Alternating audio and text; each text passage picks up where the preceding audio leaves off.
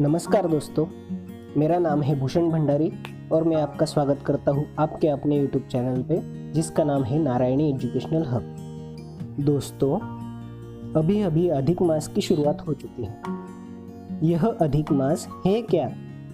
इस अधिक मास में हमें क्या करना चाहिए और कौन सी चीज़ें वर्जित करनी चाहिए, ये सारी जानकारी आज हम इस वीडियो में सीखने वाले हैं। तो दोस्तों, जिस किसी ने अभी तक मेरा चैनल सब्सक्राइब नहीं किया है तो ज़रूर सब्सक्राइब कर देना।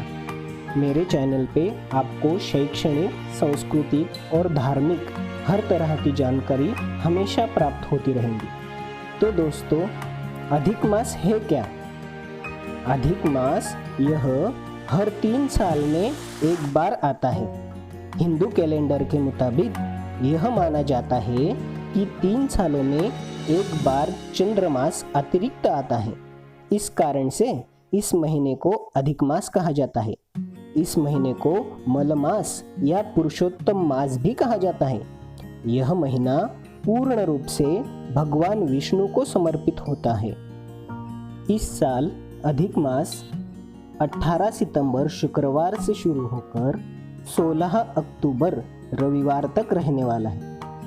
इस वजह से ही इस साल पितृपक्ष समाप्त होने के बाद अगले दिन से शारदीय नवरात्र शुरू नहीं हुए हैं। बताया जा रहा है कि 2020 में 165 सालों के बाद पितृपक्ष और नवरात्रि के बीच में अधिक मास आ रहा है। अधिक मास के दौरान एकादशी व्रत, प्रदोष व्रत और संकष्टी चतुर्थी व्रत के अलावा कोई व्रत या त्योहार नहीं आ रहा है। तो दोस्तों, ये अधिक मास होता क्या है?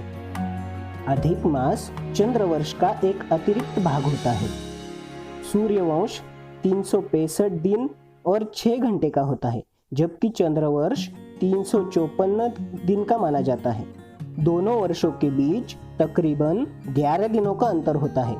यह अंतर हर 3 वर्ष में करीब 1 महीने के बराबर हो जाता है।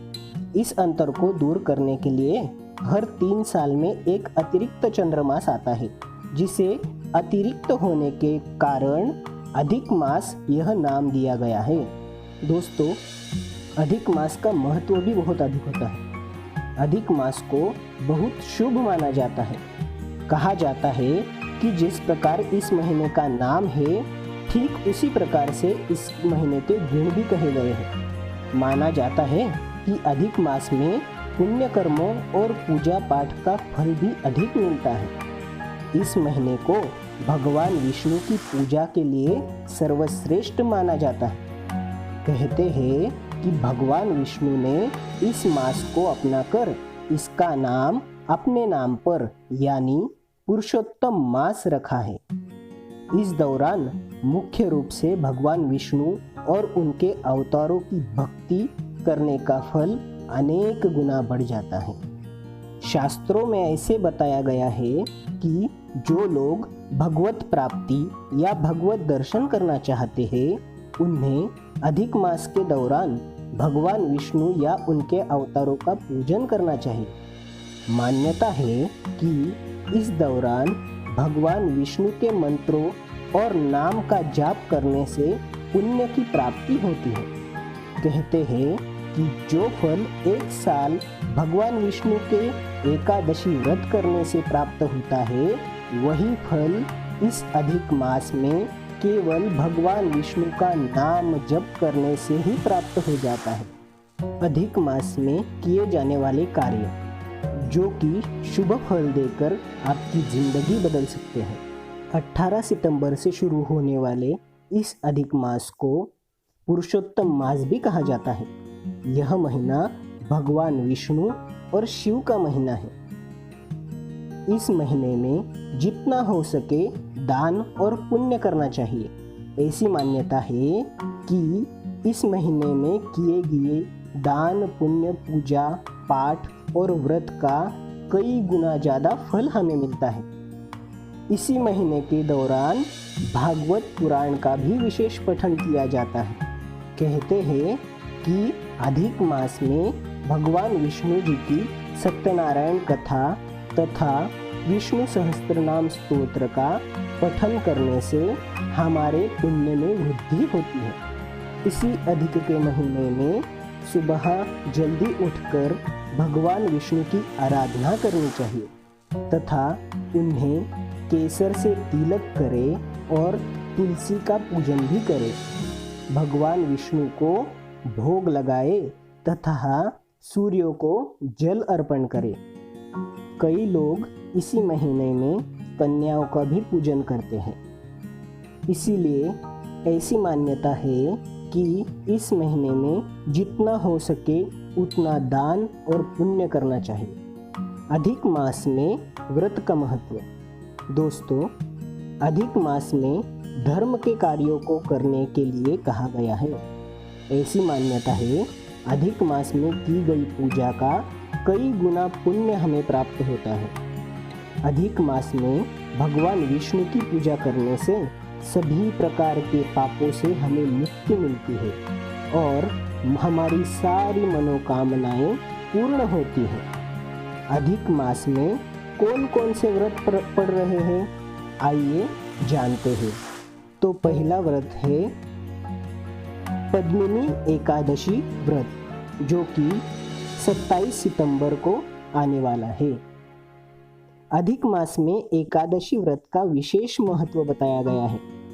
एकादशी का व्रत भगवान विष्णु को समर्पित होता है, इसलिए अधिक मास में एकादशी का व्रत सभी प्रकार की मनोकामनाओं को पूर्ण करने वाला माना गया है। अगला व्रत है शुक्ल पक्ष का प्रदोष व्रत, जो कि 29 सितंबर को आने वाला है। अधिक मास चातुर्मास का ही एक महीना है।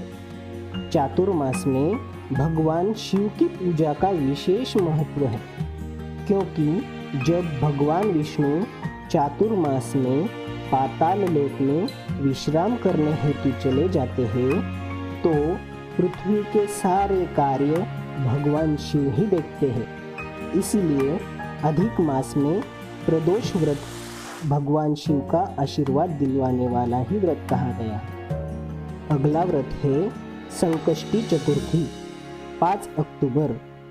संकष्टी चतुर्थी का व्रत भगवान गणेश जी को समर्पित है। गणेश जी को सभी देवताओं में प्रथम देव माना गया है। अधिक मास में श्री गणेश जी की पूजा सुख, समृद्धि और वृद्धि करती है। अगला व्रत है परम एकादशी का व्रत, जो कि 13 अक्टूबर को आया है। अधिक मास की यह दूसरी एकादशी है। अधिक मास में एकादशी का विशेष महत्व माना गया है। पद्मिनी एकादशी के बाद परम एकादशी का व्रत मोक्ष प्रदान करने हेतु सर्वश्रेष्ठ माना गया है। अगला व्रत है कृष्ण पक्ष का प्रदोष व्रत, जो कि 14 अक्टूबर को आया है। प्रदोष भगवान शिव को समर्पित है। चातुर्मास में ऐसा माना जाता है कि भगवान शिव माता पार्वती के साथ पृथ्वी का भ्रमण करते हुए अपने भक्तों को आशीर्वाद प्रदान करते हैं। इसी के साथ 15 अक्टूबर को मासिक शिवरात्रि आती है। अधिक मास में पड़ने वाली यह शिवरात्रि को विशेष फलदायी माना गया है। इस दिन भगवान शिव का अभिषेक और उपासना करने से हमारे हर प्रकार के संकट नष्ट हो जाते हैं।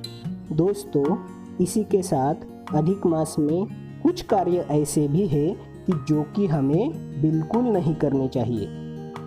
दोस्तों, कहा जाता है कि अधिक मास मल मास होता है।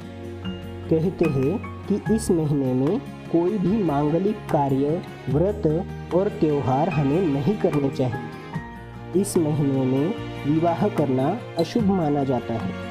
भगवान विष्णु के सोए होने की वजह से और अधिक मास की वजह से इस महीने में शादी, सगाई जैसे मांगलिक कार्यों को करने से मना किया गया है। अधिक मास में मदिरा का सेवन तथा मांस भक्षण भी नहीं करना चाहिए। कहा जाता है कि अपने स्वाद के लिए किसी जीव की हत्या करने से व्यक्ति को घोर नरकों की यातना झेलनी पड़ती है। माना जाता है कि इस अधिक मास में भूल से भी अपने माता, पिता, गुरु, बंधु अपने से श्रेष्ठ व्यक्ति का कभी अनादर नहीं करना चाहिए। इस अधिक मास में झूठ, हिंसा, अत्याचार, चोरी आदि जैसे पाप कर्मों को बिल्कुल नहीं करना चाहिए। हमारे शास्त्रों में ऐसे कर्मों के लिए हमेशा मना किया गया है। विशेष तौर पर अधिक मास में ऐसा कर्म करने पर घोर पाप की प्राप्ति होती है तथा इस अधिक मास में किसी भी तीर्थ स्थल, देवी देवता या पूजनीय नदी के बारे में अपशब्दों का प्रयोग बिल्कुल नहीं करना चाहिए। कहा जाता है कि इस महीने में ऐसे कर्म करने से जो पाप लगता है उससे निवारण का भी कोई उपाय नहीं है। इस अधिक मास में तुलसी के पौधे का निरादर नहीं करना चाहिए। कहते हैं कि भगवान विष्णु को समर्पित यह समय है और भगवान विष्णु देवी तुलसी के इस रूप में हमारे साथ हमेशा विराजमान रहते हैं। तो दोस्तों, आज हमने देखा कि अधिक मास होता क्या है, उसमें हमें क्या करना चाहिए और किन चीज़ों को वर्ज्य करना चाहिए। तो दोस्तों, अभी तक आपने अगर मेरा चैनल सब्सक्राइब नहीं किया है तो ज़रूर सब्सक्राइब कीजिए।